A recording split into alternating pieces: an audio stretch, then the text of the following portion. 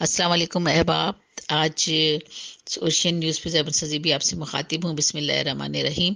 आज मैंने आओ कुरान को समझें, कुरान को जानें, इस कुरान की अज़मत और फजीलत, इस हवाले से आज मैंने जिस सूरत का इंतखाब किया है, जिस पर मैं आपसे बात करना चाह रही हूँ, वो है सूरह इब्राहीम। ये दौर नज़ूल इसका मक्की है, ज़माना नज़ूल आखिरी मक्की ज़िंदगी है। अदद सूरत जो है 14 है, अदद पारा 13 है, तादाद आयात 52 है, अल्फाज 831 है, हरूफ 3461 हैं। और जहाँ तक इसके नाम का ताल्लुक है, तो जैसा कि मैंने नाम के बारे में आपको बता ही दिया है कि हज़रत इब्राहीम अलैहिस्सलाम के हवाले से चूँकि सूरत है तो उन्हीं के नाम से ये माखूज है। और ज़माना नज़ूल इसका जो है वो ज़माना नज़ूल के बाद मरकज़ी मजमून और इसका मरकज़ी मजमून इसका जो है वो मैं पहले बयान कर दूं आप लोगों को। जो लोग नबी आखिरुल ज़मां हज़रत मोहम्मद सल्लल्लाहु अलैहि वसल्लम की रसालत को मानने से इनकार कर रहे थे और आपकी दावत को नाकाम करने के लिए हर तरह की बदतर से बदतर चालें चल रहे थे, उनको तंबीह की गई है। और उनको जो इस सूरत में तंबीह और मलामत किया गया है और बहुत ज़्यादा सख्त और शदीद यानी अंदाज अख्तियार किया गया है, तेज़ शदीद अंदाज अख्तियार किया गया है तंबीह का। बल्कि जो इससे कबल जब सूरतों में जब वो लोगों को दावत इस्लाम दी गई थी तो उनको समझाना और तफहीम का तरीका कार अख्तियार किया जाता था, ज़्यादा से ज़्यादा नरमी बढ़ती जाती थी। लेकिन जब उनके मज़ालिम बढ़ते गए और उन्होंने बहुत ज़्यादा जुल्म सितम करना शुरू कर दिया और शरारत के ज़ुमरे में वो लोग आ गए और उन्होंने कोशिश की कि जो मुसलमान हैं उनके साथ बुरा से बुरा सलूक किया जाए, जिन लोगों ने इस्लाम कबूल कर लिया है। तो फिर ये सूरत थी, इस सूरत के ज़रिए और भी दीगर सूरतों के ज़रिए और ख़ास तौर पर सूरह इब्राहीम का जब जिक्र कर रही हूँ तो इस सूरत के ज़रिए भी बहुत ही ज़्यादा सख्त और तेज़ और तुंद लहजे में तंबीह और मलामत की गई है ऐसे लोगों की। और इसकी वजह यह है कि तफहीम का हक इससे पहले की सूरत में बाखूबी अदा किया जा चुका था और इसके बावजूद कुफार कुरैश की जो हटदर्मी थी, अनाद था, मज़ाहमत थी, शरारत थी, जुल्म जोर था उनका, वो और सितमगरी जो उनकी थी वो रोज़ बरोज़ उसमें इजाफा होता चला जा रहा था और वो बहुत जो थे वो तकलीफ़ पहुंचा रहे थे मुसलमानों को। तो इसलिए इस सूरत में जो अंदाज़ अख्तियार किया गया है वो अंदाज़ जो है वो सूरत जो है वो बहुत ज़्यादा गुस्से वाला अंदाज इसमें अख्तियार किया गया है। तो और जहाँ तक इसका सूरत किसी भी सूरत का या किसी भी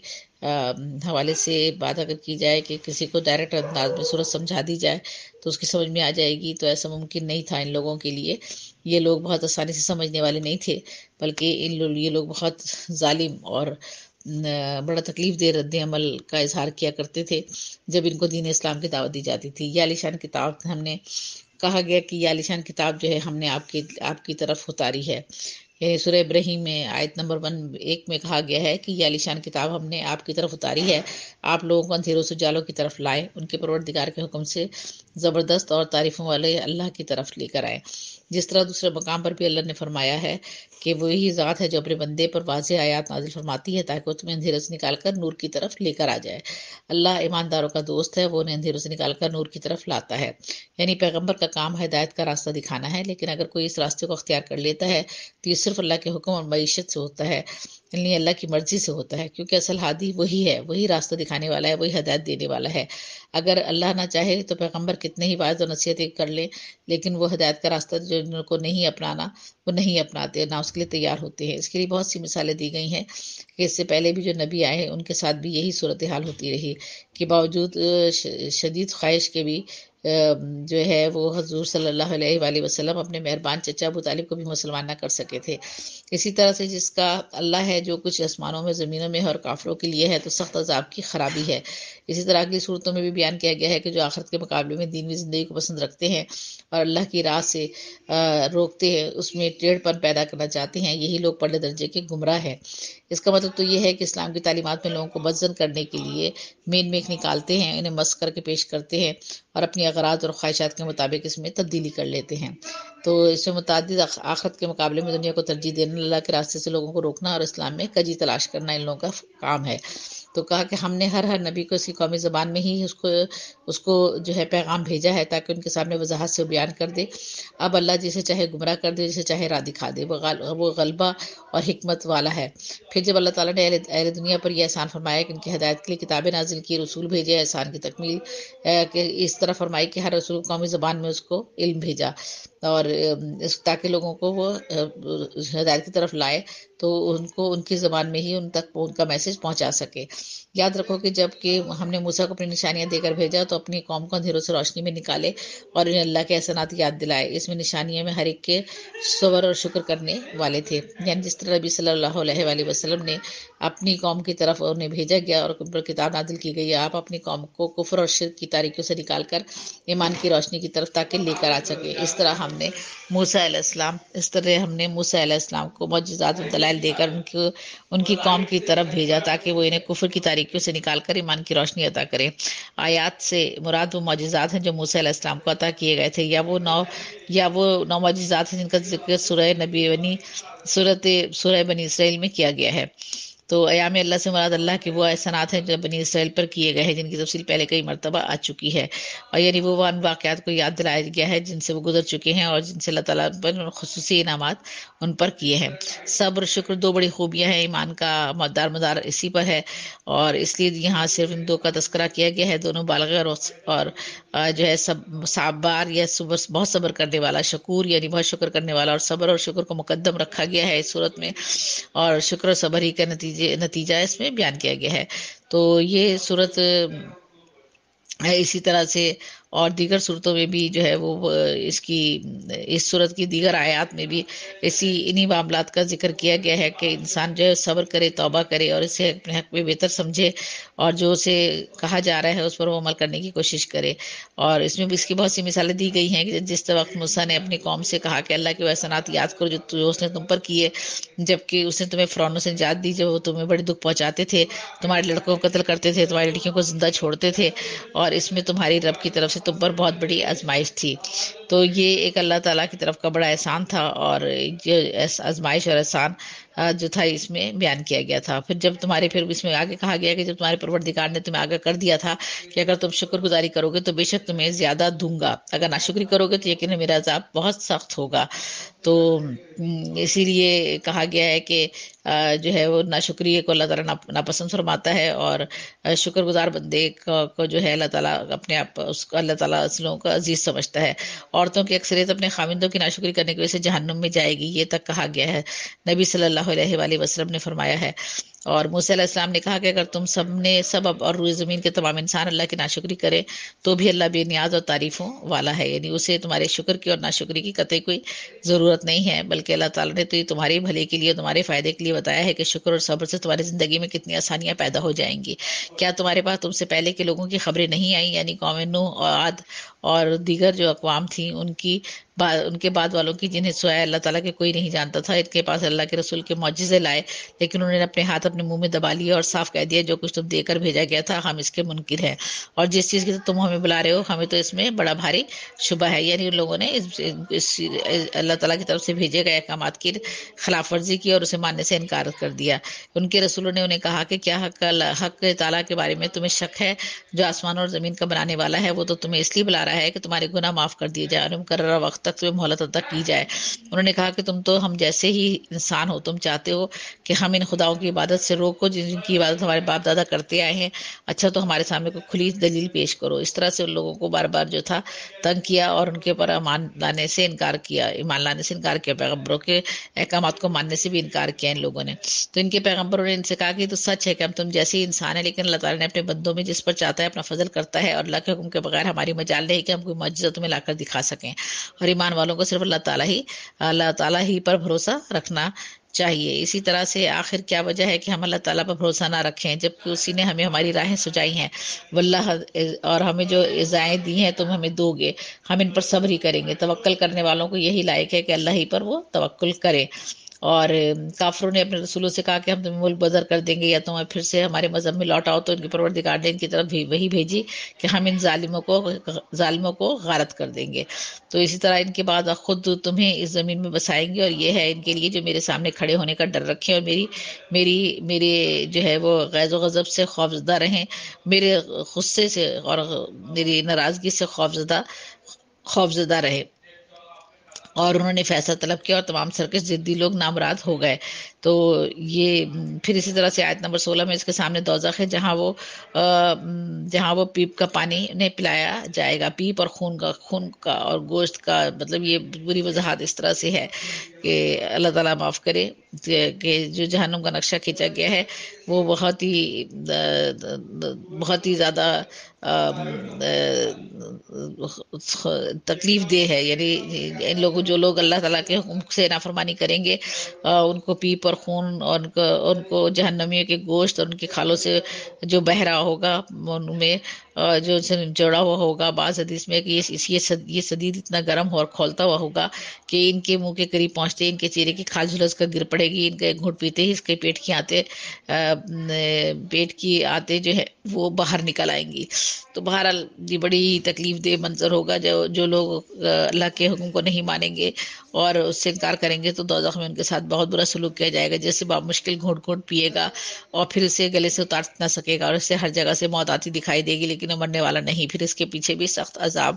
ہوگا، یعنی مختلف قسم کے عذاب جو ہیں ان کے اوپر آئے جائیں گے۔ اس طرح آیت نمبر 18 میں کہا گیا کہ لوگوں کی مثال ایسی ہے جنہوں نے اپنے پالنے والے سے کفر کیا، اور ان کے اعمال کی مثال اس راکھ کے ہیں جس پر تیز ہوا آندھی والے دن چلے۔ جو بھی انہوں نے کیا ان میں سے کسی چیز پر قادر نہ ہوں گے، یہی دور گمراہی کا ہے۔ قیامت والے دن کافروں کے اعمال جو ہوں گے ان کا یہی حال ہوگا کہ انہیں کوئی اجر و ثواب نہیں ملے گا۔ اسی طرح آیت نمبر 19 میں کہا گیا کیا تم نے نہیں دیکھا کہ اللہ تعالیٰ نے آسمانوں کو اور زمین کو بہترین تدبر کے ساتھ پیدا کیا، اگر وہ چاہے تو تم سب کو فنا کر دے اور نئی مخلوق لے آئے، اللہ پر یہ کام کچھ مشکل نہیں ہے۔ اسی طرح سب کے سب اللہ کے سامنے روبرو کھڑے ہوں گے اور اس وقت کمزور لوگ بڑائی والوں سے کہیں گے کہ ہم تو تمہارے تابع دار تھے، تم کیوں عذابوں میں سے کچھ عذاب ہم سے دور کر سکنے والے ہو؟ وہ جواب دیں گے اگر اللہ ہمیں ہدایت دیتا تو ہم بھی ضرور تمہاری رہنمائی کرتے، اب تو ہم پر بےقراری ہے اور بےقراری کرنا اور صبر کرنا دونوں ہی برابر ہے، ہمارے لیے کوئی چھٹکارا اب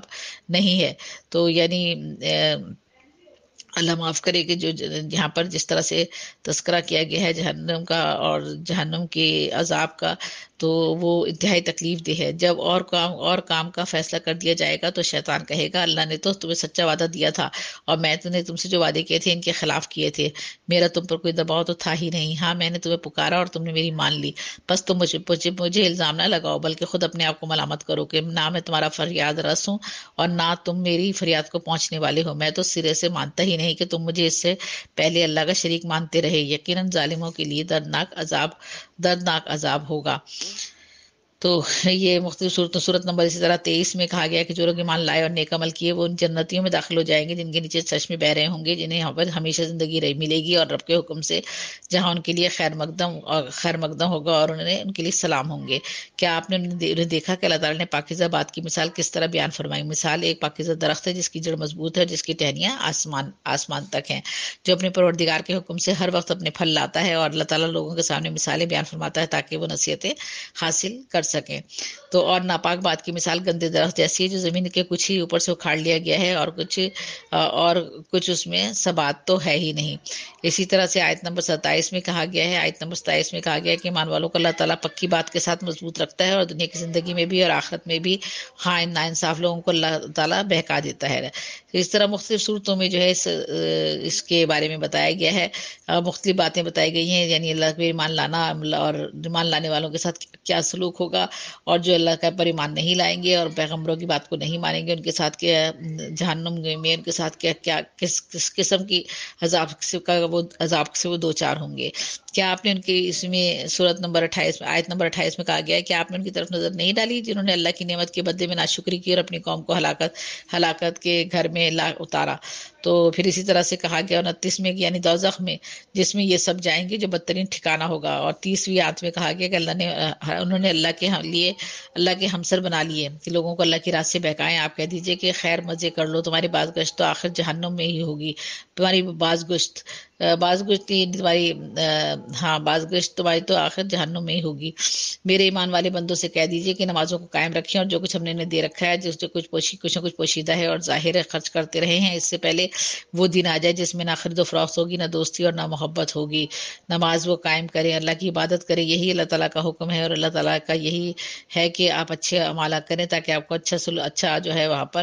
اللہ کیا جو ہے وہ اس کا اجر مل سکے۔ 32ویں صورت میں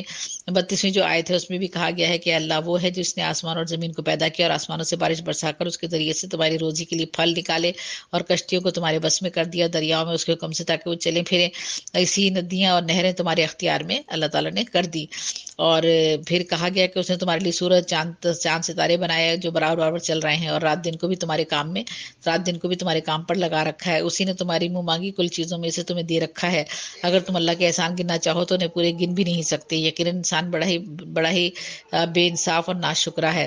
اور پھر آگے اسی طرح سے کہا گیا کہ ابراہیم کی یہ دعا بھی یاد کرو جب انہوں نے کہا کہ اے میرے پروردگار اس شہر کو امن والا بنا دے اور مجھے اور میری اولاد کو بت پرستی سے پناہ دے۔ اور پھر اے میرے پالنے والے معبود، انہوں نے بہت سے لوگوں کی راہ سے بھٹکا دیا ہے، پس میری تابعداری کرنے والا میرا ہے، اور جو میری نافرمانی کرے تو بہت ہی معاف اور کرم کرنے والا ہے۔ اور سورت نمبر اسی طرح 37 میں کہا گیا ہے کہ اے ہمارے پروردگار، میں نے اپنی کچھ اولاد اس لیے بے کھیتی کی وادی میں تیری حرمت والے گھر کے پاس بسائی ہے، اے ہمارے پروردگار یہ اس لیے کہ تم نماز قائم کریں، پس تو کچھ لوگوں کے دلوں کو ان کی طرف مائل کر دے اور انہیں پھلوں کی روزیاں عطا فرما تاکہ یہ شکر گزاری کرے۔ اور اگلی آیت میں اس طرح سے بیان کیا گیا کہ اے میرے پروردگار تو خوب جانتا ہے جو ہم چھپائیں اور جو ظاہر کریں، زمین اور آسمان کی کوئی چیز اللہ سے پوشیدہ نہیں ہے۔ اللہ کا شکر ہے جس نے مجھے اس بڑھاپے میں اسماعیل اور اسحاق عطا فرمائے، کچھ شک نہیں کہ میرے پالنہار اللہ دعاؤں کا سننے والا ہے۔ اے میرے پالنے والے، مجھے نماز کا پابند رکھ، میری اولاد سے بھی، اور ہمارے رب میری دعا قبول فرما۔ یہ حضرت ابراہیم کی دعا ہے۔ اے ہمارے پروردگار، مجھے بخشش دے، میرے ماں باپ کو بھی بخش دے اور دیگر مومنوں کو بھی بخش، جس دن حساب ہونے لگے گا۔ نا انصافیوں کے اعمال سے اللہ کو غافل نہ سمجھ، وہ تو انہیں اس دن تک مہلت دیے ہوئے ہے جس دن ان کی آنکھیں پھٹی کی پھٹی رہ جائیں گی۔ جب حساب کتاب ہوگا تو وہ اپنے سر اوپر اٹھائے دوڑ بھاگ کر رہے ہوں گے، خود اپنی طرف بھی ان کی نگاہیں نہ لوٹیں گی، ان کے دل خالی اور اڑے ہوئے ہوں گے۔ یہ قیامت کے دن کے مناظر ہوگا، حشر کے دن کا منظر ہوگا۔ لوگوں کو اس دن سے ہوشیار کر دے جب ان کے پاس عذاب آ جائے گا، اور ظالم کہیں گے کہ اے ہمارے رب، ہمیں بہت تھوڑے قریب کے وقت تک کی مہلت دے دے، ہم تیری تبلیغ مان لیں گے، تیرے پیغمبروں کی تابعداری میں لگ جائیں گے۔ کیا تمہیں اس سے پہلے کی قسمیں نہیں کھا رہے تھے؟ تمہارے لیے دنیا سے ٹلنا ہی نہیں ہے۔ تو پھر آگے کی ایک آیت میں کہا گیا ہے کہ اور کیا تمہیں ان لوگوں کے گھروں میں رہتے سہتے نہ تھے جنہوں نے اپنی جانوروں پر ظلم کیا؟ کیا تم پر وہ معاملہ کھلا نہیں تھا؟ ہم نے ان کے ساتھ کیا کچھ نہیں کیا، ہم نے تمہیں سمجھایا، بہت سی مثالیں بیان کی، لیکن تم نے اس وقت ان کو نہیں مانا، یہ اپنی چالیں چلتے رہے، اور اللہ کو ان کی تمام چالوں کا علم ہے، ان کی چالیں ایسی نہ تھیں کہ ان سے پہاڑ اپنی جگہ سے ٹل جاتے۔ تو یہ جتنا بار بار اللہ تعالیٰ نے سمجھانے کی کوشش کی کہ آپ ہرگز یہ خیال نہ کریں کہ اپنے نبیوں سے وعدہ خلافی کریں، اللہ بڑا غالب اور بدلہ لینے والا ہے۔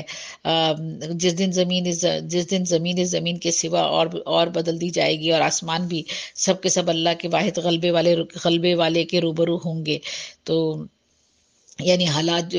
آپ اس دن گنہگاروں کو دیکھیں گے کہ زنجیروں میں ملے جلے ایک جگہ جکڑے ہوئے ہوں گے، ان کے لباس گندھک کے ہوں گے اور آگ ان کے چہروں پر چڑھی ہوئی ہوگی، اور یہ اس لیے کہ اللہ تعالیٰ ہر شخص کو ان کے کیے کے اعمال کا بدلہ دے گا۔ بے شک اللہ تعالیٰ کو حساب لینے میں کچھ دیر نہیں لگنے کی۔ یہ قرآن تمام لوگوں کے لیے اطلاع نامہ ہے، اس کے ذریعے سے باخوبہ ہوشیار کر دیے جائیں گے، باخوبی معلوم کر لیں کہ اللہ ایک ہی ہے، معبود ہے، تاکہ عقل مند لوگ سوچ لیں، سمجھ لیں اور اللہ کی پیروی کریں اور اللہ کے بتائے ہوئے راستے پر چلے۔ تو یہ قرآن کریم میں جو سورہ ابراہیم کے بارے میں جتنی بھی چیزوں کے بارے میں بتایا گیا ہے ان کا ذکر یہاں پر جو ہے میں نے آپ کے سامنے بتایا ہے کہ سورہ ابراہیم میں جو ہے وہ کس طرح سے بار بار تاکید کی گئی ہے کہ آپ جو ہے اللہ تعالیٰ کے احکامات کو مانیں اور ان کی احکامات پر چلنے کی کوشش کریں۔ سورہ ابراہیم میں جن مضامین کا تذکرہ کیا گیا ہے ان میں قرآن کے ذریعے سے لوگوں کو ظلمات سے نور کی طرف لائیں، قرآن کے ذریعے سے لوگوں کو ظلمات سے نور کی طرف لائیں، ایسی باتوں کا ذکر کیا گیا ہے اس صورت میں۔ ہر رسول کی تبلیغ اپنی قومی زبان میں ہوتی رہی ہے، یہ سورہ ابراہیم میں فرمایا گیا ہے۔ شکر گزاری سے نعمتوں میں اضافہ ہوتا ہے۔ سورہ ابراہیم میں ان مضامین کا ذکر کیا گیا ہے۔ تمام کائنات کی نافرمانی سے بھی اللہ کی وحدانیت کو فرق نہیں پڑتا۔ جو لوگ گزر چکے انہیں سوائے اللہ کی کوئی نہیں جانتا۔ تمام رسولوں کی مشترکہ دعوت اور کفار کے ملتے جلتے جوابات، تمام رسولوں کی مشترکہ دعوت اور کفار کے ملتے جلتے جوابات، یعنی وہ انکار کرتے رہے اور رسولوں نے مشترکہ طور پر جتنے بھی رسول آئے انہوں نے اللہ تعالیٰ کی طرف نیک کاموں کی عبادت کے لیے دعوت دی ہے، اللہ کی عبادت کے لیے اور اللہ پر ایمان لانے کی دعوت دی ہے، لیکن کفار نے وہی ملتے جلتے جوابات دیے جو ان کے لیے دوزخ اور جہنم کی آگ کی طرف ان کو لے جاتے تھے۔ دوزخی شخص کے پینے کا پانی کا دلدوز منظر اللہ کی پناہ، یعنی جو مناظر بیان کیے گئے ہیں، جیسے کہ میں نے ابھی آپ کو بتایا کہ کتنا دلدوز منظر تھا وہ، اور کتنا تکلیف دہ اور کراہیت والا تھا کہ ان کو خون اور پیپ جو ہے وہ پلائی جائے گی اور ان کی آنتیں جو ہیں وہ ان کے جسموں سے باہر نکل آئیں گی۔ اللہ تعالیٰ کے لیے اس منظر کا بھی ذکر اس کے مضامین میں شامل ہے۔ اللہ تعالیٰ کے لیے اس طرح کی نئی مخلوق فوراً پیدا کرنا کچھ مشکل نہیں ہے، وہ چاہے تو ہماری اسے ضرورت نہیں ہے ہمارے رب کریم کو۔ کمزوروں اور جو تکبر کرنے والے ہیں ان کے بے بسی میں ایک مکالمہ بھی اس مضمون کا حصہ ہے۔ شیطان کا میدان محشر میں اظہار بیزاریت کرنا اور اپنی صفائی میں دلائل پیش کرنا، یہ سب اس مضمون میں بیان کیا گیا ہے۔ کلمہ طیب کی اور جو دوسرے کلمات ہیں ان کی الگ الگ مثالیں بیان کی گئی ہیں۔ اہل ایمان کے کام کرنے والے کام بیان کیے گئے ہیں۔ اللہ تعالیٰ کی زبردست قدرت کے چند مظاہر جبکہ اس کی نعمتیں بے شمار ہیں، ان سب کا تذکرہ اس صورت میں بیان کیا گیا ہے۔ حضرت ابراہیم علیہ السلام کی چند فکر انگیز دعائیں بھی اس صورت میں بیان کی گئی ہیں اور قیامت کے ہولناک دن کی ایک جھلک بھی دکھلائی گئی ہے۔ نافرمانوں کو تھوڑی سی مہلت کا بے سود مطالبہ بھی ہے اس میں، اور قیامت کے روز زمین و آسمان تبدیل کر دیے جائیں گے اور مجرموں کی سزا ایک ظاہری جھلک میں ہوگی۔ یعنی یہ اس سورہ ابراہیم میں جن باتوں کا ذکر کیا گیا ہے اس کی طرف جو ہے وہ اس کی طرف جو ہے وہ پورا تمام مضامین جتنے میں نے مضامین میں نے مختصراً بیان کیے ہیں، ان کو میں نے ابھی تفصیل میں ترجمے کے ساتھ آپ کے سامنے پیش کیا تھا، اور اب بعد میں نے ان کو مختصراً بیان کرنے کی کوشش کی ہے تاکہ آپ اس کو اچھی طرح سے سمجھ سکیں اور اس کے بارے میں جان سکیں۔ تو جہاں تک اس کا تعلق ہے تو یہ میں نے بتا دیا کہ قرآن مجید کی 14ویں سورت ہے جس کا نام حضرت ابراہیم علیہ السلام سے ماخوذ ہے۔ حضرت نبی کریم صلی اللہ علیہ وآلہ وسلم کی زندگی کے مکی دور کے آخر کے زمانے کی میں نازل ہوئی تھی، اور اس صورت میں 7 رکوع تھے اور اس کی 52 آیات تھیں۔ اور یہ سورہ ابراہیم جو ہے، یہ سورہ ابراہیمی کے بارے میں نے آپ کو ساری تفصیلات ابھی بتائی ہیں، اور اس کے جو اہم مضامین ہیں ان کا بھی میں نے آپ کے سامنے ابھی تذکرہ کیا ہے، اور اس کی تفسیر کے حوالے سے بھی اور کچھ تفسیر کے حوالے سے بھی کچھ آپ کے سامنے میں نے کچھ باتوں کا اظہار کیا ہے، اور کچھ بنیادی مضامین جو اس میں بیان کیے گئے ہیں ان چیزوں کا ذکر کیا ہے، اور یہ بتانے کی کوشش کی گئی ہے کہ جن لوگوں نے اللہ تعالیٰ کے راستے پر چلنے کی کوشش کی ہے وہ جنت میں جائیں گے، اور جو اللہ کے راستے پر نہیں چلیں گے ان کا راستہ جو ہے وہ دوزخ کی طرف جائے گا، اور وہ دوزخ کا جو عذاب ہے وہ انتہائی خطرناک اور بہت خوفناک ہے، اور وہ اس دن انسان جو ہے وہ توبہ کرے گا اور کہے گا کہ ہم تھوڑی سی کاش کے میں اور مہلت مل جاتی تو ہم اس پر عمل کرتے، لیکن ایسا ممکن نہیں ہوگا۔ تو یہ سارا کا سارا جو ہے وہ سورہ ابراہیم میں ساری باتوں کا ذکر کیا گیا ہے، اور بار بار اس بات کی تاکید کی گئی ہے کہ جو تمہارے پیغمبروں نے تمہیں ایمان کی دولت سے تمہیں نوازنے کی کوشش کی ہے، ان کو جھٹلانے کے بجائے ان پر عمل کرنے کی کوشش کرو اگر تم چاہتے ہو کہ اللہ کے سامنے سرخرو ہو سکو، اور اللہ کے سامنے جو ہے تمہیں جنت میں اللہ تعالیٰ تمہیں جنت میں جگہ عطا فرمائے، اور دوزخ سے تمہارے اوپر دوزخ جو ہے وہ حرام کر دے۔ اور لیکن جو لوگ اس کے باوجود ان باتوں کو نہیں مانتے، ان کو جو ہے وہ اللہ تعالیٰ جو ہے ان کے لیے دوزخ کا ایک ایک ایسا دوزخ کا جو منظر ہے وہ پورا کا پورا بیان کیا گیا ہے کہ کس طرح سے دوزخ میں وہ لوگ جو ہے ان کے ساتھ ان کو سامنے قیامت کا کیسا خوفناک اور دوزخ کا اور جہنم کا جو ہے وہ کیسا خطرناک منظر ہوگا، اور وہ جو ہے اس میں اس منظر سے جو ہے وہ کس طرح سے اس وقت وہ چیخیں گے، تڑپیں گے، روئیں گے، چلائیں گے اور کہیں گے کاش ہمیں تھوڑی سی مہلت مل جاتی اور ہم اللہ تعالیٰ کے احکامات پر عمل کرنے کی کوشش کرتے تو آج ہم اس مشکل میں، اس مصیبت میں نہ پڑتے، لیکن وقت گزر چکا ہوتا ہے اور اس وقت نہیں ہوتا، تو بار بار یہی کہا گیا ہے کہ آپ جو ہیں وہ ان چیزوں پر جو پیغمبروں نے ہمیں جو بھی کچھ پیغمبروں نے ہمیں بتایا ہے اس پر عمل کرنے کی کوشش کرے، اور جو پیغام ہمیں اللہ تعالیٰ کی طرف سے پیغمبر ہمیں پہنچا رہا ہے، شروع سے لے کر جتنے بھی پیغمبر آئے ہیں، اور اس کے بعد حضرت محمد صلی اللہ علیہ وآلہ وسلم نے جس طرح سے کافروں کو مسلمان اسلام کی دعوت دی اور انہیں بعد میں بتایا کہ کس طرح سے اللہ تعالیٰ اللہ واحد ہے اور اس کی تم عبادت کرو، اور اگر تم اچھے کام کرو گے، نیک کام کرو گے تو تمہیں جو ہے دنیا میں اور آخرت میں جو ہے اس کا انعام ملے گا، اور اگر تم برے کام کرو گے تو اس کی تمہیں سزا ملے گی۔ تو اس پوری صورت میں سورہ ابراہیم میں لوگوں کو ظلمات سے نکال کر، ظلمات کے اندھیروں سے نکال کر نور کی طرف لانے کی کوشش کی گئی ہے، اور یہ بھی بتا دیا گیا ہے کہ یہ جو بھی پیغام بھیجا گیا ہے وہ اسی زبان میں بھیجا گیا ہے جس زبان میں پیغمبر جو زبان جانتے تھے ان کو اسی زبان کا میں پیغام جو ہے وہ بھیجا گیا ہے، تاکہ وہ اس پر پوری طرح سے عمل پیرا ہو سکیں، اور جو ہے وہ ان کو سمجھ میں بھی آ سکے، اور وہ اپنے آگے کے لوگوں کو بھی جو ہے وہ ان کو سمجھا سکیں۔ سورہ ابراہیم کا جو بنیادی موضوع ہے وہ توحید ہے، قیامت ہے، حساب و جزا کی توصیف ہے، حضرت ابراہیم کی داستان اور آپ کے ہاتھوں کعبہ کی تعمیر۔ اس صورت میں آیا ہے کہ اسلام وہی دین حنیف ہے جو ابراہیم علیہ السلام کا تھا۔ دوسرے موضوعات جو اس صورت میں پیش کیے گئے ہیں یہ ان میں تمام آسمانی ادیان کی وحدت ہے، خدا کی نعمتوں کا شمار ہے، شکر نعمت کا ثمر ہے، ناشکری کی سزا ہے، اہل شکر کا اجر ہے اور منکرین کا انجام ہے۔ اس صورت کی بعض آیات میں وارد ہوا ہے کہ قیامت کے دن شیطان لوگوں سے کہے گا کہ مجھے سرزنش مت کرو کیونکہ تم خود اہل ستم اور قابل مذمت ہو۔ اور جہاں تک اس کی فضیلت اور خواص کا تعلق ہے تو سورہ ابراہیم کی تلاوت کے کچھ فضائل کے بارے میں کہا جاتا ہے کہ جو شخص بروز جمعہ سورہ ابراہیم اور ہجر نماز کے پہلی 2 رکعتوں میں پڑھے گا وہ غربت اور پاگل پن سے محفوظ رہے گا۔ یہ اس کے بارے میں بتایا گیا ہے، یعنی اس کے مضمون کے بارے میں بتایا گیا ہے اور اس کی فضیلت کے بارے میں یہ بات بتائی گئی ہے۔ تو جہاں تک اس کا تعلق ہے، سورت کا تعلق ہے، تو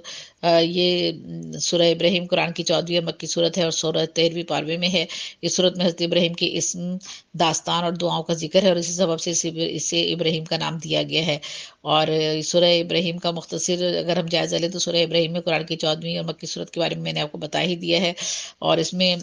دعاؤں کا ان کا ذکر ہے، اسی سبب سے اس ابراہیم کا نام دیا گیا ہے۔ سورہ ابراہیم کا اصل موضوع توحید، قیامت، اور یہ میں نے بتایا ہے کہ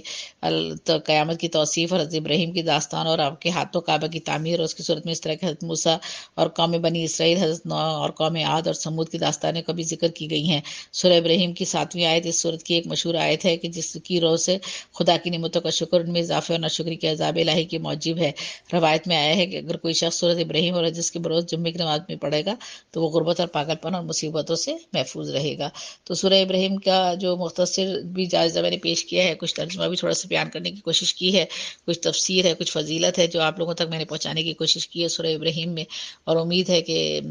اس میں سے کچھ حصہ پورا کا پورا اگر نہیں بھی سمجھ میں آ پائے گا تو کچھ حصہ بھی اگر ہم تک پہنچ جاتا ہے تو ہم اپنے ایمان کو اپنے ایمان کے راستے پر چلنے کے لیے جو ہے وہ سرگرم عمل ہو سکتے ہیں اور برائی سے خود کو اپنے آپ کو بچا سکتے ہیں۔ تو آخر میں زیادہ سے زیادہ کو اجازت دیجیے، اللہ تعالیٰ ہم سب کو اپنے حفظ و امان میں رکھے۔ اور اوشین نیوز پر شیروان صاحب کا بھی بہت بہت شکریہ جن کے توسط سے میں یہ ان صورتوں کے بارے میں آپ سے کچھ گفتگو کرتی ہوں۔ تو اللہ تعالیٰ ہم سب کو جو ہے وہ نیک عمل کرنے کی توفیق عطا فرمائے، آمین ثم آمین۔